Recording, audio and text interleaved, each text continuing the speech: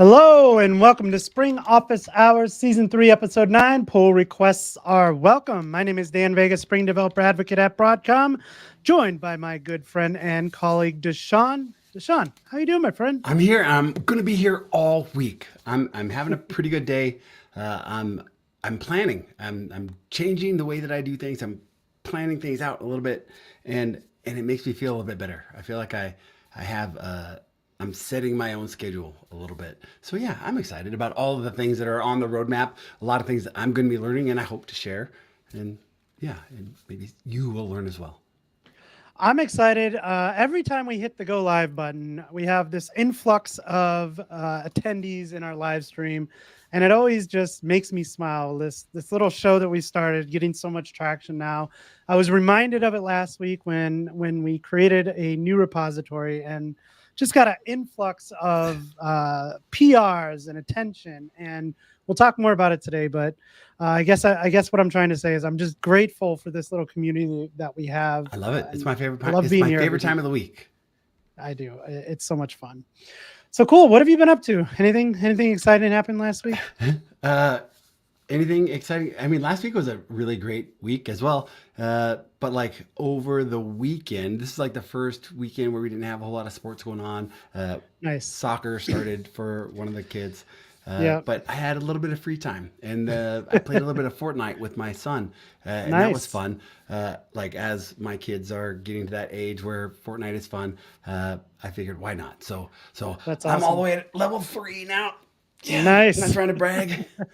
The new chapter came out, but yeah, that it's been a fun way of hanging out with the kids a little bit. It's always good to kind of take your mind off of like all programming stuff and work stuff and just kind of relax. I was able to get to the movies last week. I haven't been in movies in forever. Yeah, I was able and to see depending on Dune how 2. you do things. It was great.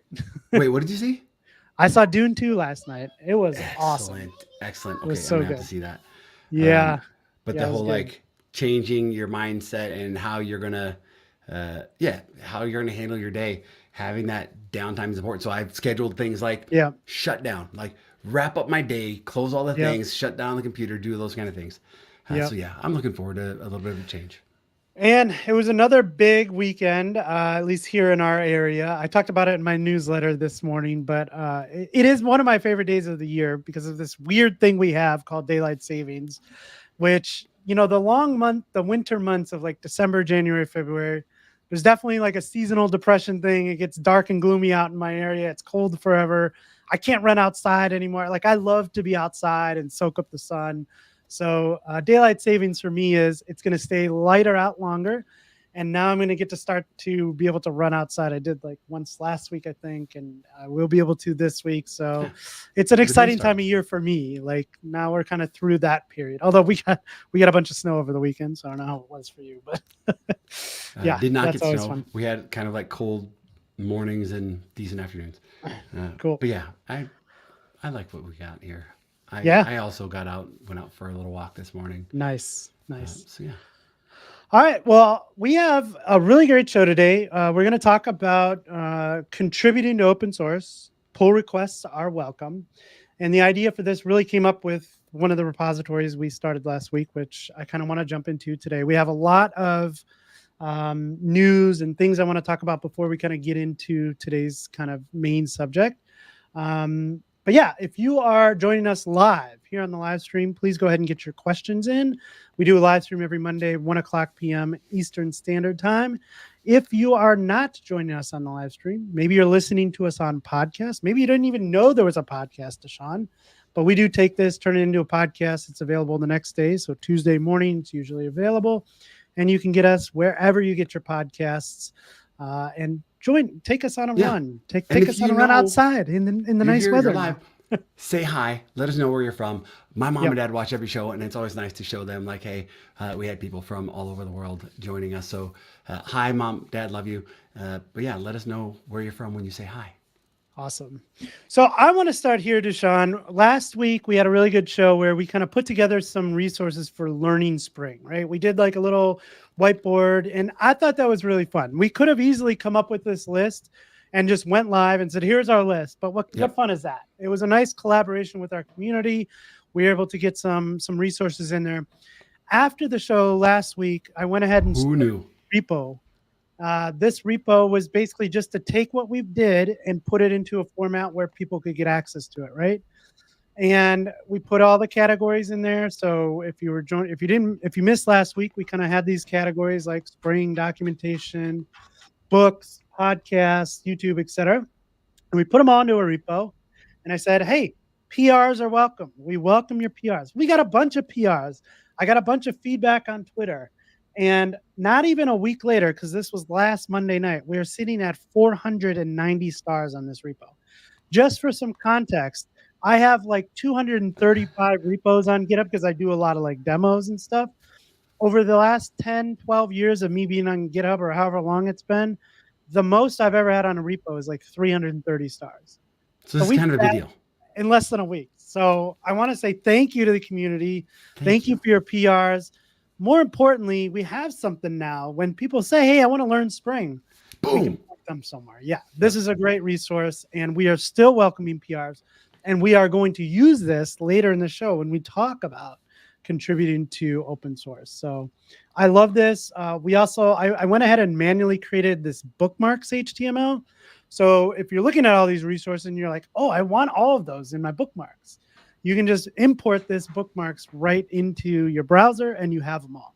Now, this isn't automated. I went and did this manually over the weekend, but we will find a way to do that. I want to be able to get this to like, hey, when a new PR is done, go ahead and rewrite this file so that I can update that. Cool. I see some things going across. Do we have any questions so far, or just kind of? Yeah, and again, like what happens is our audience is jumping in. One of the questions was like, "Hey, for I don't know the front end, can I use JSP instead of React?" And Jitter Ted jumped in and said, "Maybe take a look at Timeleaf if you're allowed to. Yeah. It might make your life a little bit easier." Yeah, I would say from again, these are my opinions. This isn't the we aren't the gold standard of everything here, but at least in my opinion, if you're using JSPs, it's usually because you're working on maintaining some older project, right? If I was starting a new project today, I would not reach for JSPs. There are better technologies out there. So, as Jitter Ted said, Timeleaf, you can look at something like using HTMX with Timeleaf. If you want to be all within Java, there are some other resources like if you want to use something like Vaadin, you can write all of your code in Java and have it create a front end application for you.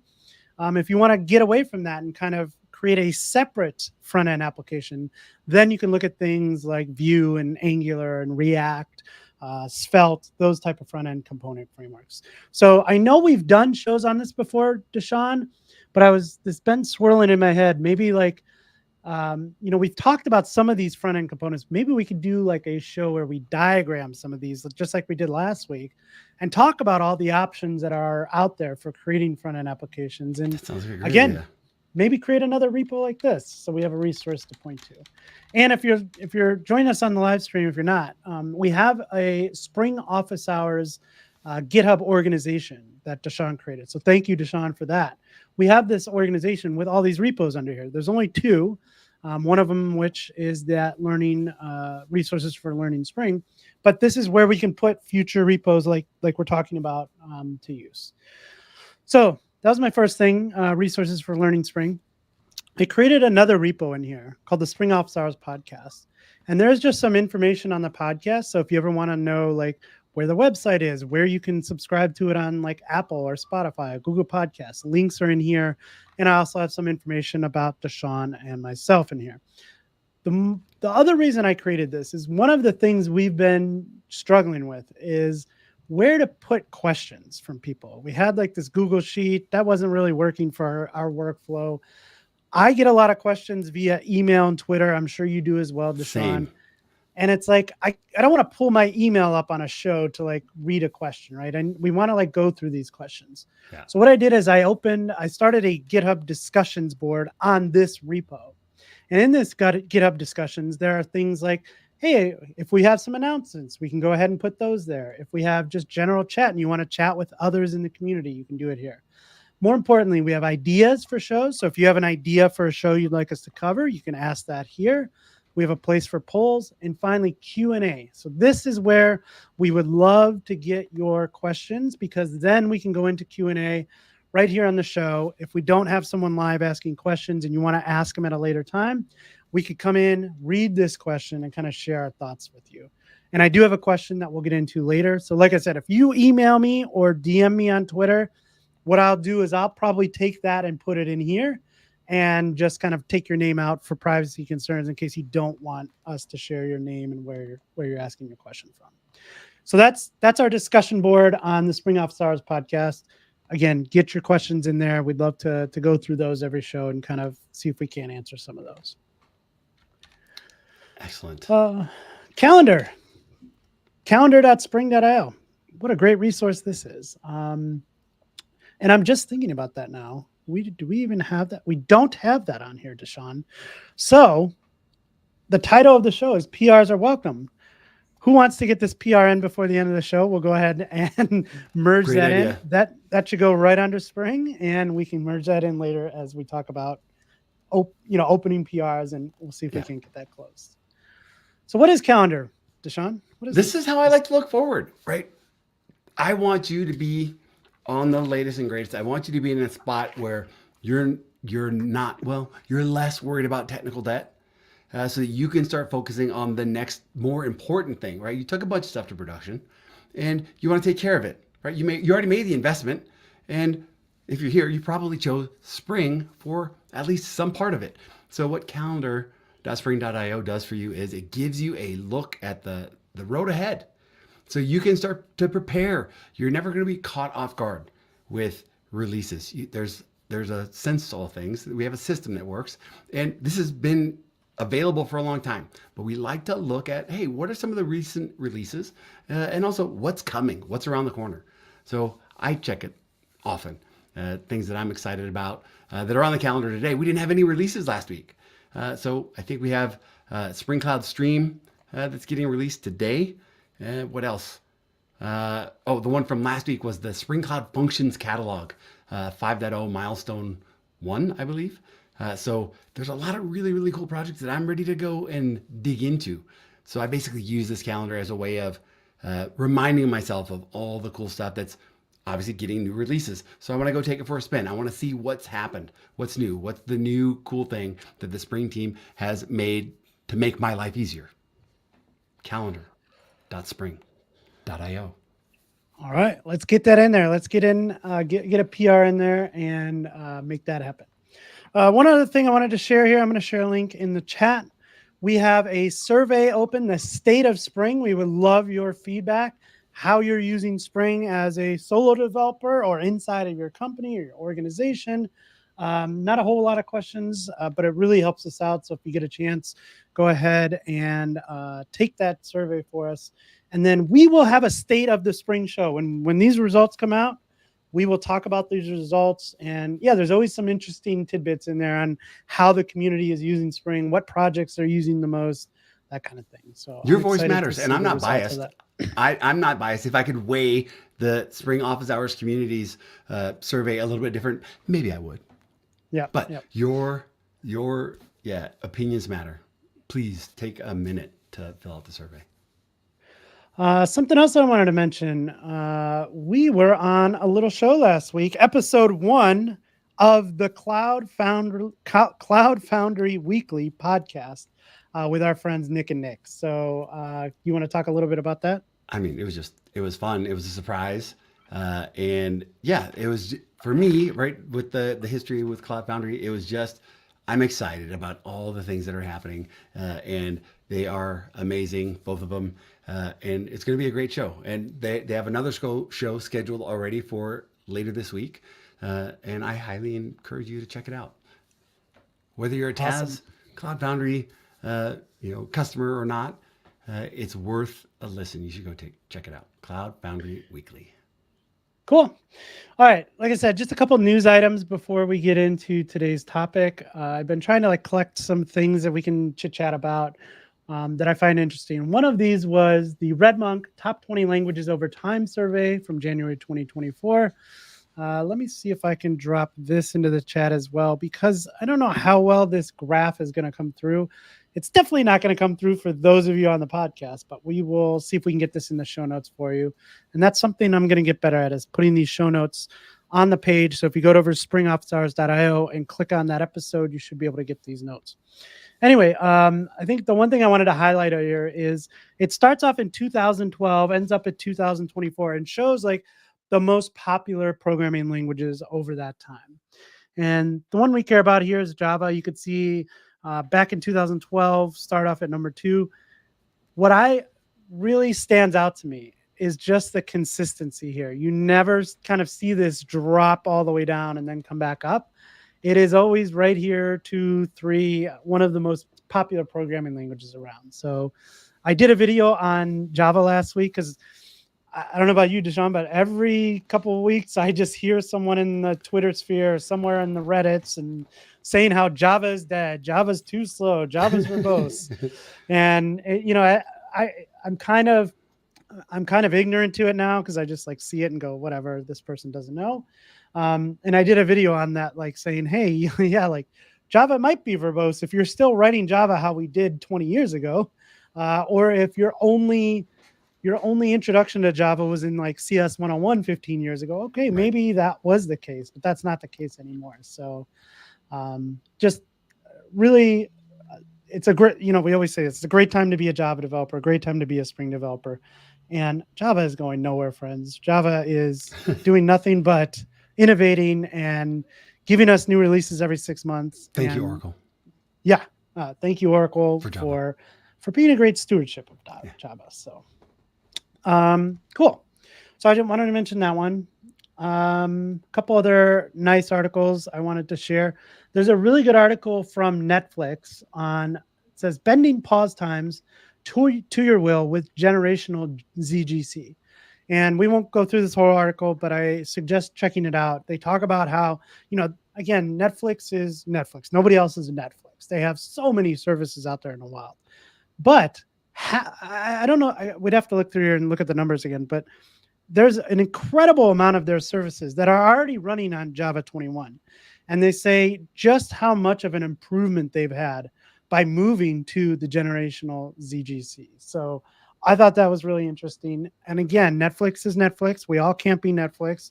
But if we could take something from this, take a few of your apps, get them to Java 21. Maybe there are situations where this generational ZGC will vastly improve some performance for you. So, and that's the default. Worth a read. Yeah, that's the default in Java 21 is the generational ZGC. I did not know that. You learn something every day, DaShaun. Yep. And then, and I was just at a conference where Pratik went over all of the different garbage collectors, and it was interesting to see over time. So yeah, that's good to know. Cool. Okay, one more, actually 2 more quickies, and then we'll get into this. I saw this article that came up, and it says Nullify just sent me $104,000 bill for a simple static website. And we won't go through the whole article. The good news is at the end, the kind of CEO stepped in and like fixed things. But this person just had a static site on there and ended up getting like DDoSed for some reason, and ended up racking up $104,000 for like a static site that you uploaded for free, right?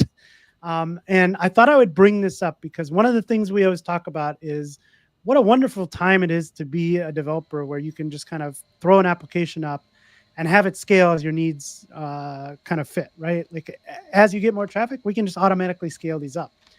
With that comes this kind of caveat, right? Maybe not so much on Nullify, but like if we're deploying Java applications into the cloud on like AWS or Google or on Microsoft, right? These things have the option to auto scale. That's great if you are expecting that traffic, right? Like, hey, I put this blog post out. I expect this new product to get a ton of traffic. Great, we can scale. But there is the other side of this. So I think I wanted to bring this up to just say, as a caution, if you're running sites anywhere that can automatically scale, make sure you have those provisions in place. I always say when you go into something like AWS, there's a spend cost, like tick box. Go ahead and tick that and say, hey, I don't want to spend more than $10 on this thing because it's like a side project, right? So yeah, I just thought I'm right there with you. I don't have cloud money. This is why I run things on Raspberry Pis, right? Scale all you want on my Raspberry Pis. That's a fixed cost. I'm good. But yeah, that gives me nightmares. It made me sweat just thinking about like, oh boy.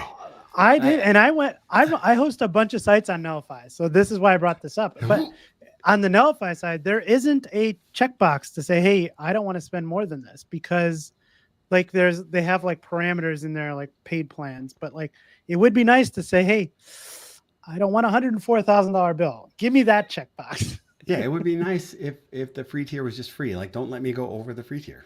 Right, right. That'd be nice. It may be an option. Cool.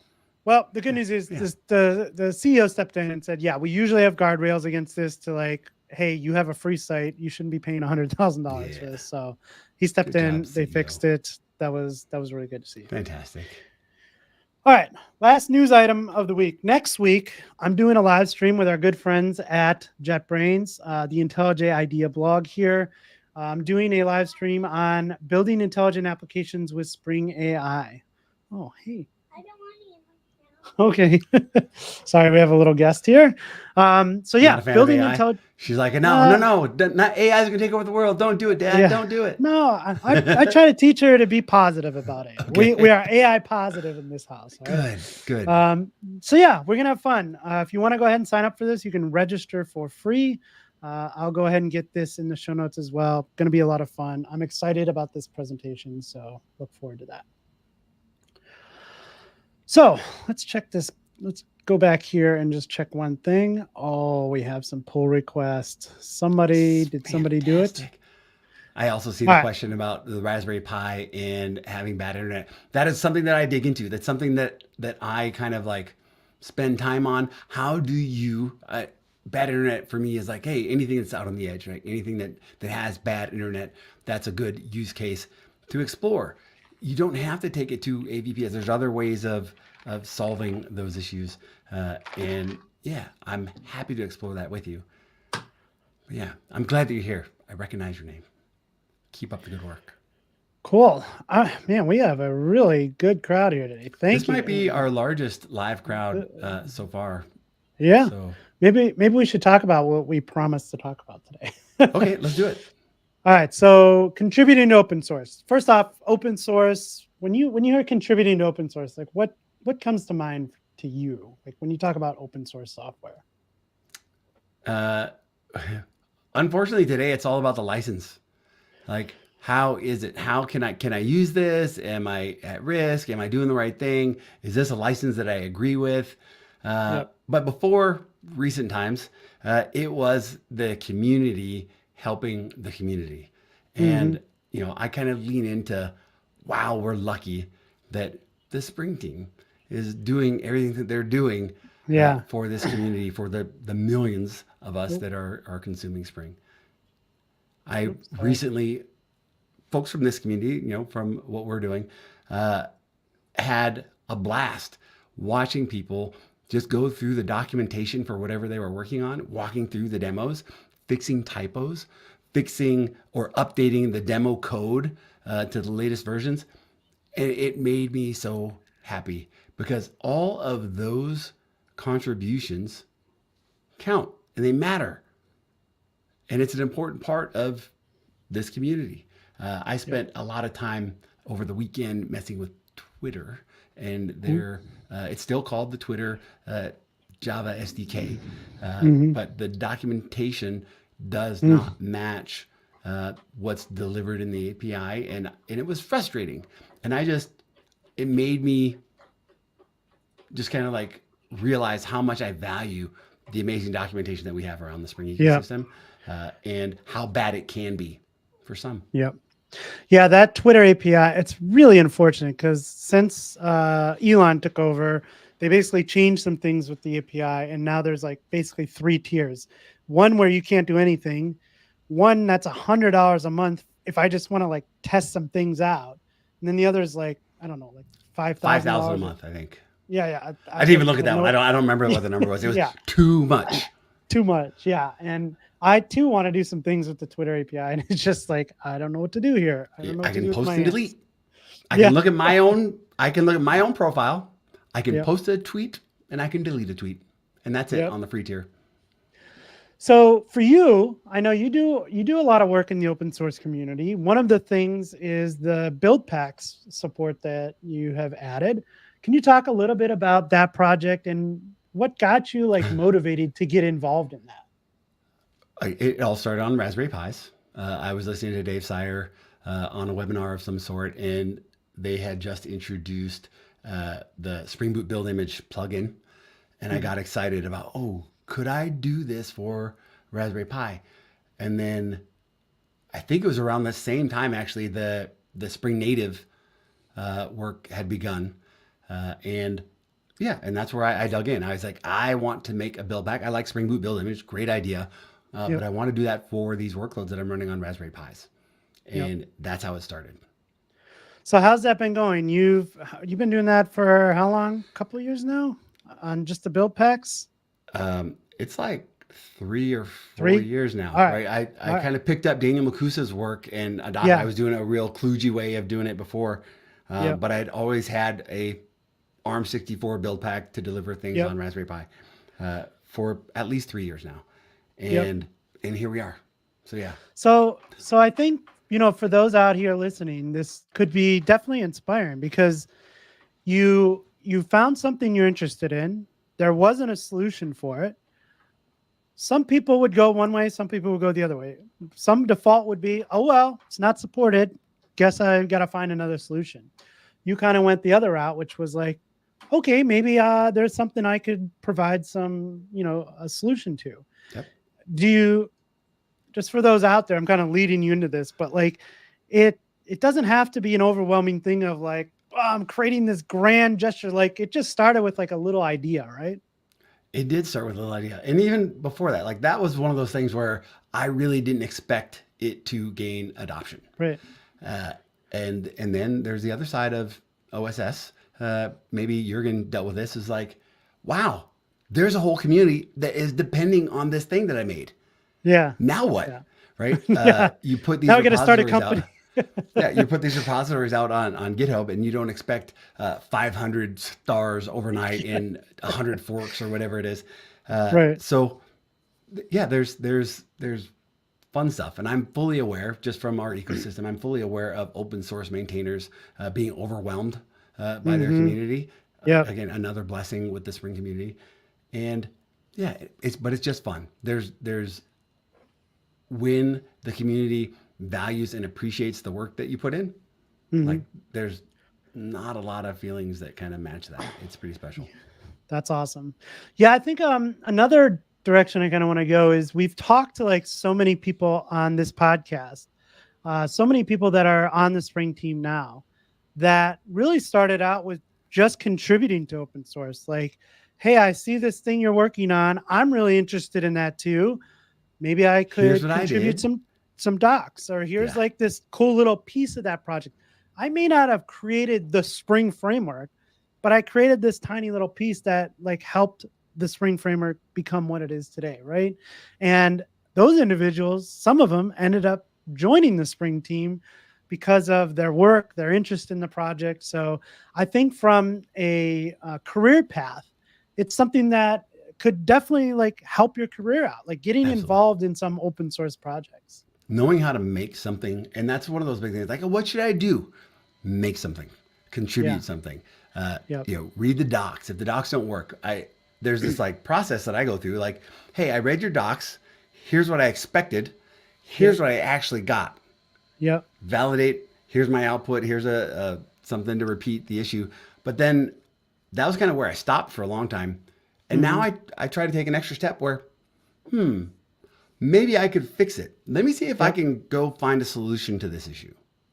Yeah. And I want to back up to that first thing you said, because I think a lot of people think open source contribution is like, I need to go in and work on the Spring framework and this massive project and like figure out how things work. Like what you did was say, your docs told me to do this. I went this route. This is the result I got, which isn't expected. And open source project maintainers really appreciate that feedback because when they're going through the development of said thing, they don't see, we can't see all the edge cases. They don't know everything that's out there. And maybe you did something in a particular way that they didn't see or didn't do themselves. So just that original feedback of this thing didn't work this way because this is what I did, that like opens the eyes of the maintainers. Oh, okay, that's interesting that you did it that way. Let me see if I can reproduce that and find a solution for it. I So have that's another really great. take here. Uh, back early on in software, before open source was preference, people would develop stuff and they'd put it out for download or buy or whatever. Just earlier, an hour ago, I was on with one of our teammates on debugging a repository that I put out there for people to use. The upgrade, we've seen it here a dozen times. How to upgrade your Spring Boot and using Open Rewrite. But they were having a unique problem. And because it was open source, we could, virtually pair over and look at code together and work through the situation as it was on their computer versus what was going on mine. So we got to actually work on something together. There's a community aspect to open source software that it's great. It's a great part of developing software when you can do that. Yep. And here's the other cool thing. You and I think one of the things that brought me here to this role was the way that the Spring team kind of pulled me in and said, hey, I see that issue that you made. Where do you think you might solve that? And they kind of led me into, probably maybe I would go here. Oh yeah. And they kind of helped me go through that process. Kind of like what we're trying to do here. Yep. That's awesome. Good comment here from JitterTed. Contributions don't have to be too big or complex, can just be doc improvements or better exception strings in the code. And that's absolutely true. Documentation, as you just said, we're really fortunate on the Spring team that we have great documentation. Not everybody has time for documentation, especially smaller organizations, smaller products. Maybe they're just working on an idea. And again, documentation is a really great place to start. Contributing to an open source project. I will take that comment one step further. Because of AI and the way that things are being consumed right now, the documentation for whatever you're putting out there right now is really more important than ever. Yep. That's a really great point. Okay. So I want to do a couple things here. One, let me bring my screen back here. I want to talk about this repo, and then I want to talk about some Spring repos. So we put this repo out there, said PRs are welcomed. I did get a couple emails and Twitter DMs saying, hey, I would love to contribute to this, but I've never done so before. How do I do that? So this repo right now, DaShaun and I are the only ones that have write access to this repo. And that's normally how it's going to be in the world, right? Like we're not just allowing write access to anyone. So the way that you can contribute to this is by creating a fork of this repository. So up here, there's a way to fork this. I could fork this over to my personal GitHub. So now in github.com/Dan Vega, I would have a fork of this repo. It would look exactly like this. From there, I could clone that onto my local machine. So now I've cloned my own repo. I could make my changes. In this case, it's probably just adding a new book, right? So I add a new book line. I commit that to my repo, push it up to my repo. Then when I go to my repo, there'll be a little way to go ahead and create a PR for this. So the PR is really just saying, hey, here's the title of it. Here's the description. Here's what I'm changing. And then when you send that PR to us, we would get it in this section here saying, here's a PR. Here's what somebody added. So I want to take a look at like this one. You can see this individual sent this PR. It will tell us, can we merge this right away? Or maybe there are conflicts. Conflicts could come if like you sent it in one way and maybe we merged in something else. Most of the time in that scenario, if I can resolve the conflict without sending it back to you, I'm going to do that because I want less friction. I don't want you to have to go through the pain of doing that. If not, I will. If I see some changes, I think we had some resources that I was like, let's put that somewhere else, or let's do something with that. I'll leave a comment. You can fix it and send it back your PR. From there, I can just merge your pull requests. I can say confirm, and that is now in our repo. So this, again, I think this is a really good place to start. If you've never had a PR, this is like a really good one. It's just documentation. It's a markdown file. If you know how to write markdown, then you could send a PR in for this. And the thing is, you don't even have to, with GitHub, you don't even have to clone it to your local machine. True. Especially with what we're doing here, you can actually edit right in GitHub. Yep. Yep. and commit right in GitHub and create Yep. your PR right in GitHub. So there's a question here about, yeah, sometimes it feels kind of weird for just a documentation or a naming convention. Voila. Yeah, and I would say if you have done this a lot, great. I think for like new for first timers or somebody who's trying to get used to this flow, um, just get in the practice. So learn how this process works, and then that'll give you a little bit more confidence to move to like another project and do it there. I'm I going to don't tell care if you you that. screw anything up here where Yeah. it's just a word. It's It's a just a safe doc, place. right? This is a Yeah. safe place. There's going to be no PR shaming in this community. Exactly. But I want to give you another little cheat code. You want to like a little boost of adrenaline? Submit a PR to a project that you love, Hmm. and just wait. The excitement, waiting, even if it gets rejected. If it's for a project you love, you get a little bit of insight. You're on the inside. I love that feeling. I love the feeling of submitting a PR to a project I love and waiting for a comment or a merge. It's so I good. can tell you, as a maintainer of some projects, I love to merge. So I love when I see a PR. I'm like, oh yes, somebody else contributed to this. And I promise that there is nobody on the, well, I won't say nobody, but there on the other side of this, nobody's going to look at your PR and go, what did this person just submit to me? Ah, oh, what a waste of my time. Like, and if somebody's in that mentality, you don't want to be a part of that project anyway. So maintainers love the community part of this. That's why they're doing this. They want to be involved in the community, and PRs are welcomed, DaShaun, PRs are everywhere. welcomed. This is so true. So look, somebody, Jay-Z Toom, submitted a PR for Spring Calendar. So if you're on here, you could always go look at the commits and find, I do a review of the commit to make sure maybe he didn't put some weird link in there that isn't what he says. So you can go in there and say Spring Calendar, calendar.spring.io. That's exactly what we are looking for. We were missing that on our list. I'm going to go ahead and say thank you to our friend here.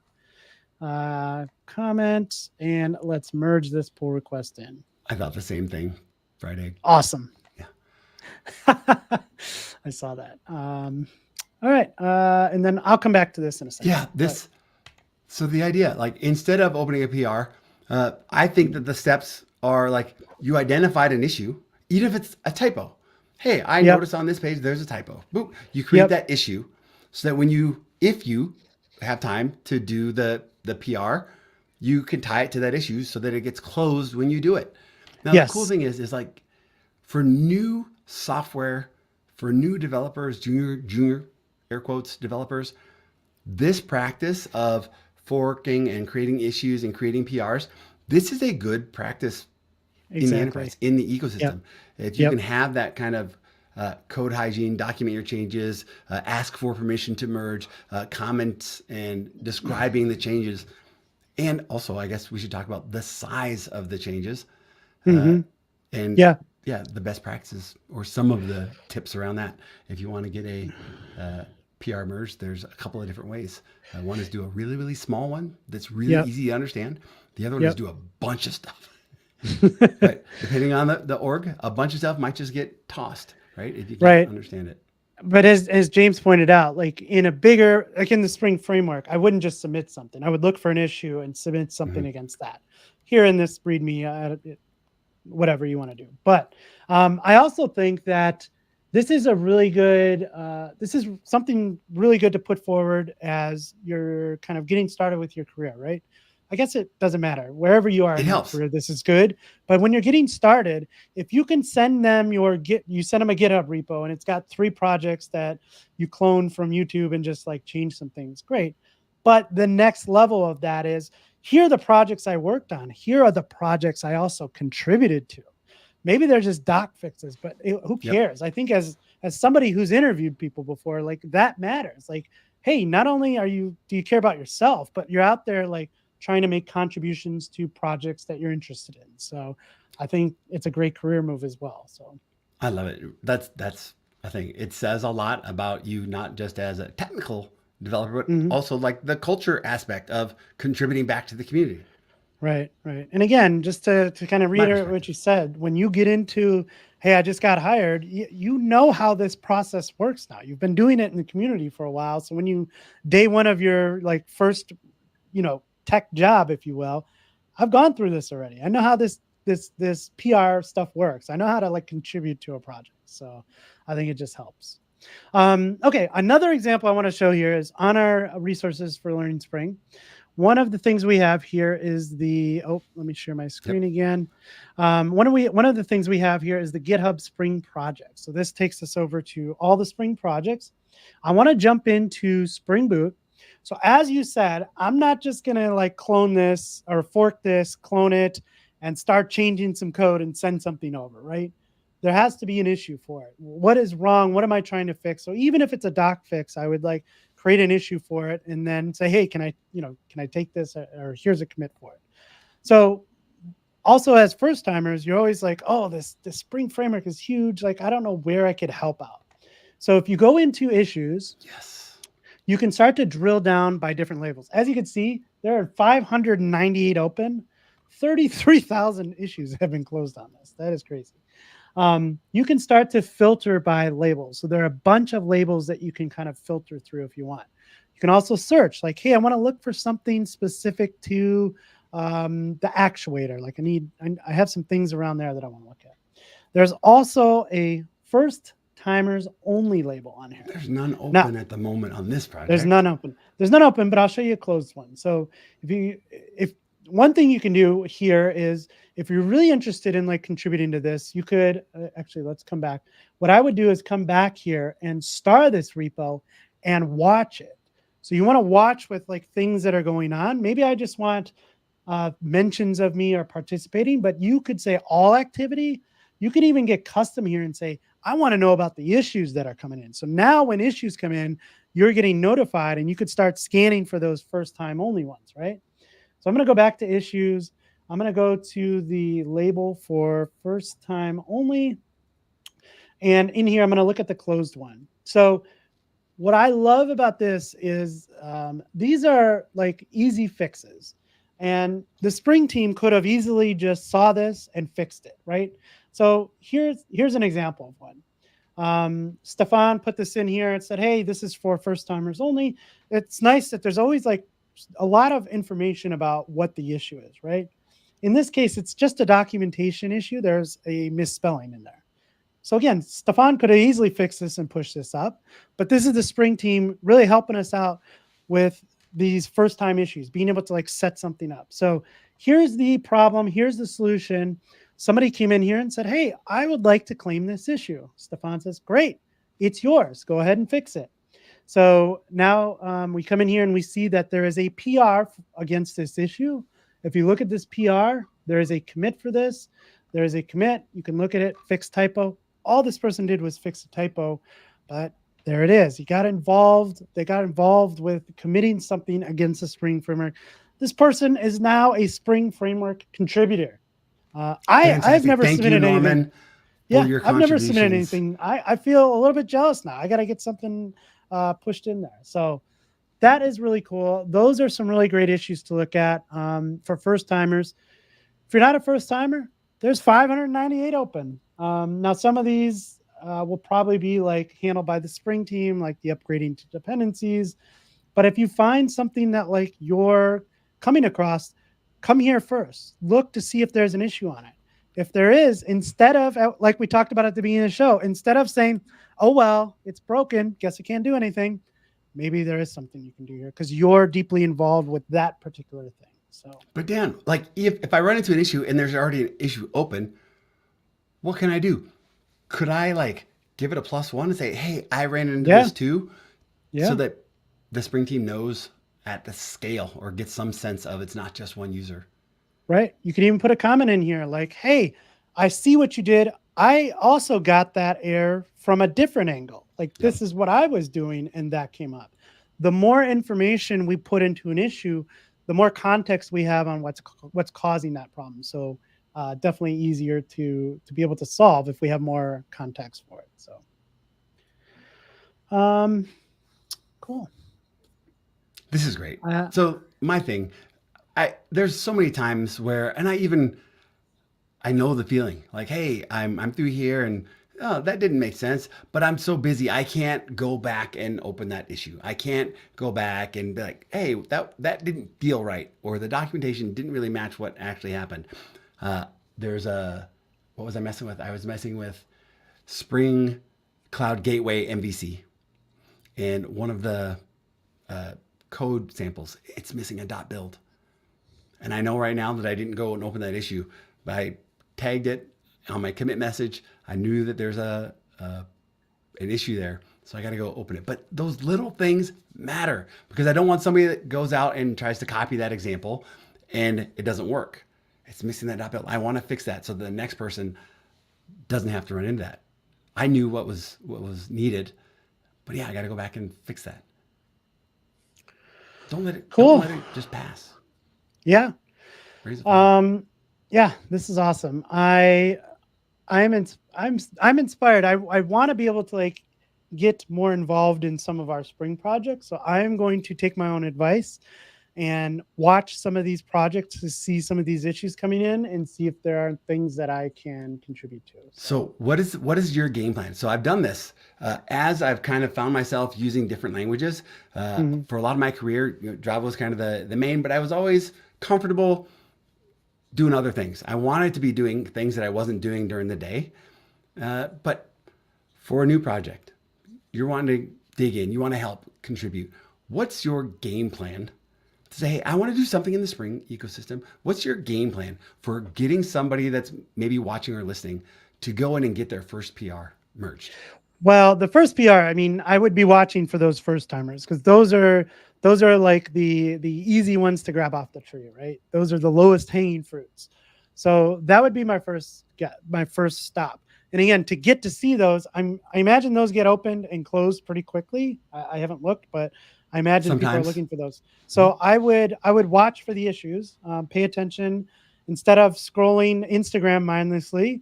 Maybe start scrolling your GitHub watch history and see what's in there. So I would take a look at those first.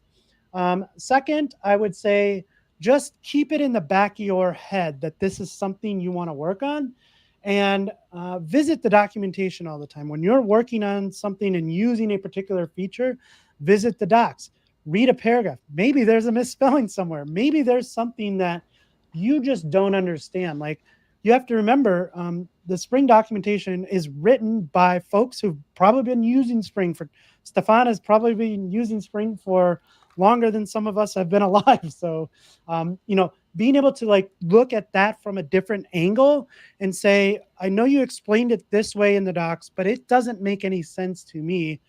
Open up an issue for that and say, Yep. here's a way that I might reword that, or here's an example I might include in the documentation. Absolutely. Then and Jitter brings that up. Like that kind of feedback from somebody that's new to the Mm-hmm. project is important. We want to make it clear. We want that git clone run live, copy paste, execute the demo. Yep. We want that. And Yep. that's what the documentation is there for, is to Yep. build momentum. But that game plan, that is exactly what I would do. Uh, if I wanted to, if I'm using something specific from the spring team, I would go and I'd read those docs. I'd pay attention to the calendar for when there's a new release. And every time there's a new release, I'd go and revalidate the docs. Just Mm-hmm. read through it. So whatever you pick one of the 80 plus projects, pick one and say, I'm going to pay attention to that doc and I'm going to or to that project and I'm going to read it and I'm going to look for new releases. And just every time there's a new release, a new dot release, they'll happen, once a quarter, 4 times a quarter. Not too much of a commitment. Go read it and go through those examples, go through the documentation and make sure that they all work. And JitterTab mentioned it earlier. At the Spring level, there's a Spring Framework and Spring Boot, but there are a lot of other projects here, some of which are smaller, some of which are new, like Spring AI, right? Maybe that's an opportunity to get involved on some of the smaller projects where, That's really, really cool, right? yeah, that's really, really cool. And like something I'm involved with a lot is GraphQL. So maybe I should be paying more attention to some of those issues that are coming up because that's something I'm interested in. I might be able to contribute something there. And even aside from Spring, again, maybe it's not at a Spring level. Maybe there's like some little tiny package that you use that is not as popular as Spring. they could absolutely use the help of you finding documentation issues or issues in the code. And that might be an easier feat to like get something merged in there. So pay attention to all the little small projects that you use and see if there's something you can contribute there as well. Oh, Simon, we're glad that you're here. Thanks for making it. Simon said it. Simon says he missed he missed it because of the time zone jump. Yep, Yeah, that's okay. crazy Americans. Cool. Crazy Americans. Cool. All right. I don't think I have anything else. Anything else you want to kind of talk about when it comes to open source? Yes, I want All right. to encourage our audience to dig into a project. I want to encourage our audience to use hashtags wherever they're at because I'm consuming those hashtags.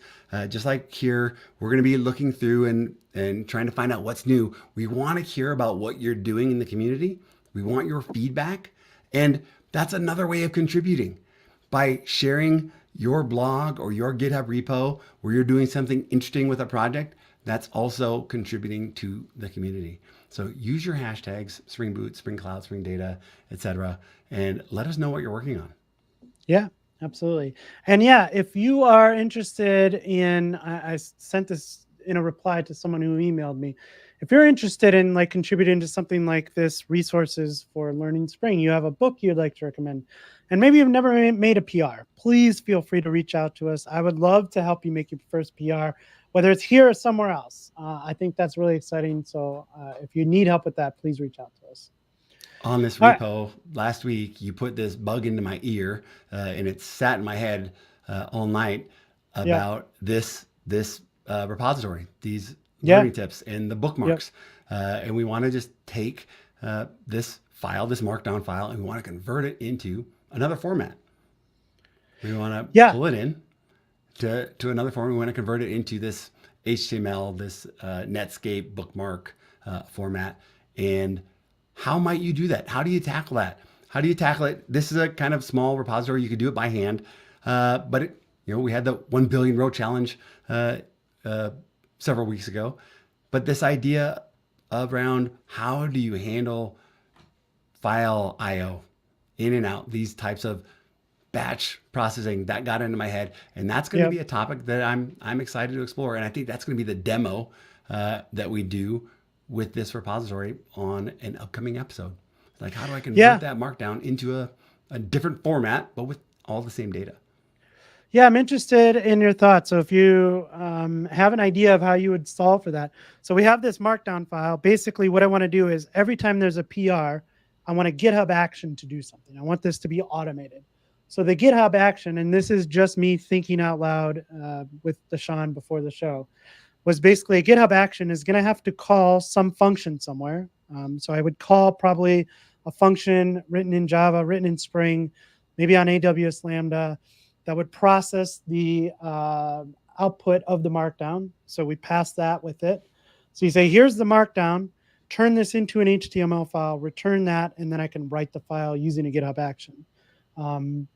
Seems easy, but also a lot of moving parts, right? So if you have thoughts on how you would do that, I let me do. know. I've been thinking If about it all weekend. if you have a PR and you'd like to submit it, please let me know. So cool. Yeah, we'll look at that. We're going to talk about Spring Batch next weekend. Next week, DaShaun let the cat out of the bag. But I wanted to leave a few minutes to get to a question because we had a question that was submitted here. It was emailed to me. I submitted it. Again, this is a really good place to submit your questions. So please go ahead and get them here, and we'll see if we can answer them on the show. So real quick, I'll read this. Dear Dan, my name is, I kind of hid the name and the location just in case they didn't want me sharing this. I'm 26 and began a serious journey on learning coding for the past 3 months. I've tried Python and JavaScript, as weird as it sounds, not that weird. I prefer Java to these languages. I'm being told by people that Java is only going to limit where I would be able to work, as it is used majorly in big tech companies, and for a dev with no work experience, it will be next to impossible. I got myself a mentor, but just appreciate your advice given your years of experience. P.S. I'm looking at learning Java, a little bit of TypeScript for the front end, since I have prior experience as a web developer, but my major interest is in back-end development. Lot to unpack here. So first, let's start with learning different languages when you're first starting out. I absolutely recommend this. Like, you can learn one language to like learn kind of the ideas, the fundamentals of programming. But if you want to like check out some other languages to see like what feels right, that's great. But someone telling you that Java is only going to limit where you would be able to work, that is a little bit crazy. And it seems to me that like someone has a very biased say in things, right? Yeah, you would only be able to work at the top 500 companies in the world if you knew Java.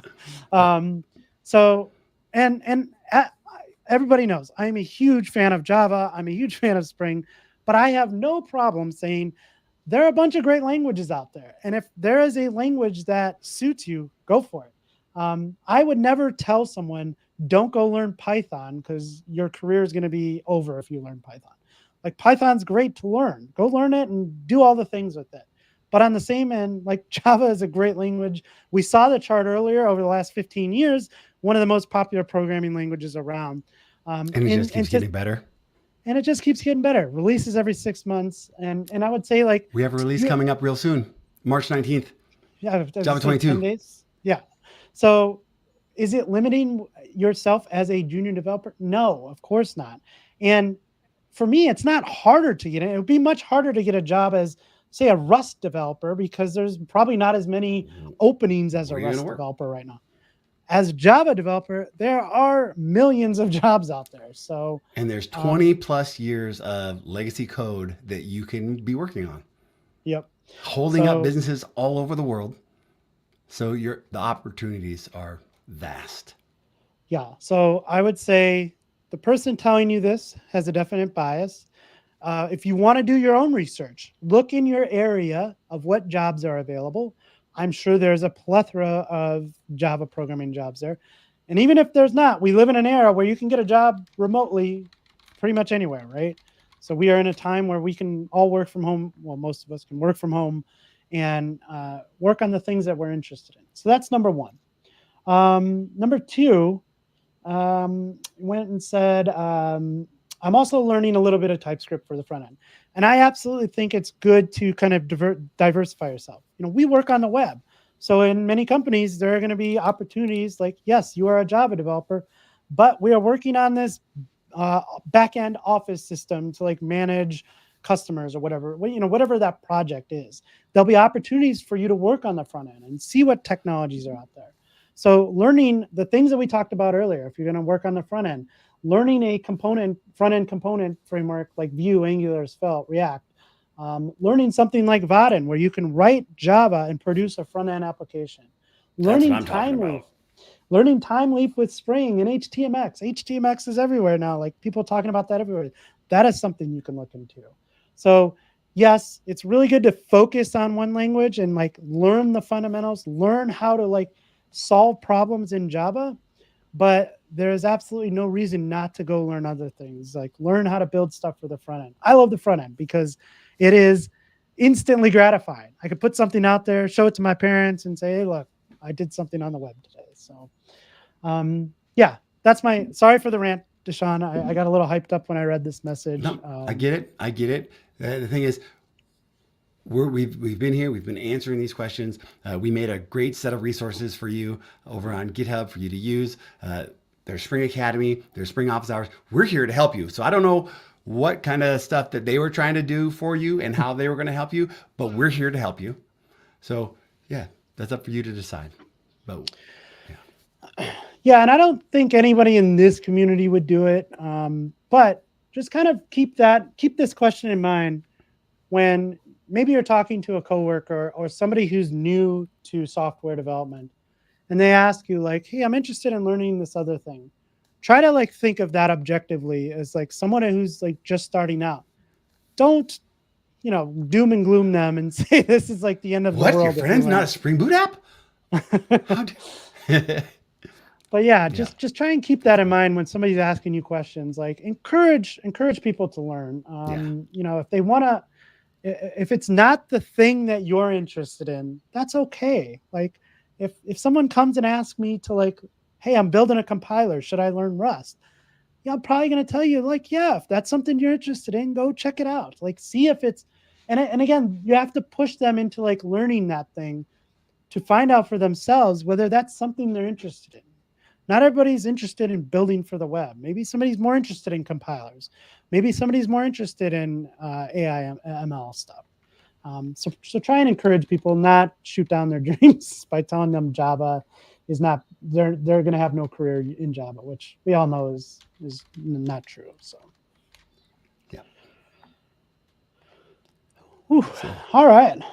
I would like to add, I'm going to add one more. We had somebody asking about Spring AI. I put the link to the documentation for Spring AI and the Cloud Foundry Weekly show that's coming up on Thursday.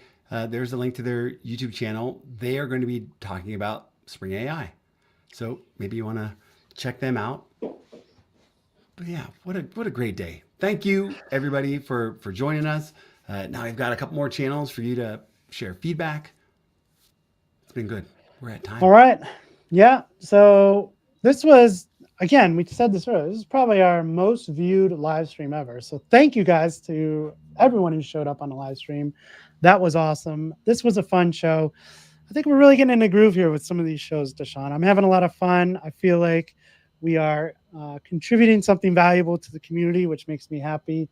So if you are interested in putting some of those PRs to work, your first time PR, and you want to do it on that, the resources for Learning Spring, please feel free to submit something there or reach out to us. We'd be happy to help. For those of you listening on a podcast, we need a little bit of help from you. I would love if you could just tell your friends on the podcast networks that, hey, this show is great.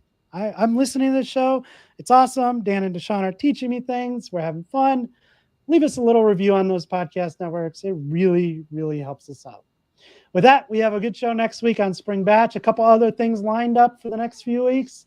We're excited about it, and we thank you for joining us, and we will see you next week. If you get stuck on your path to production, call me. Bye, everyone.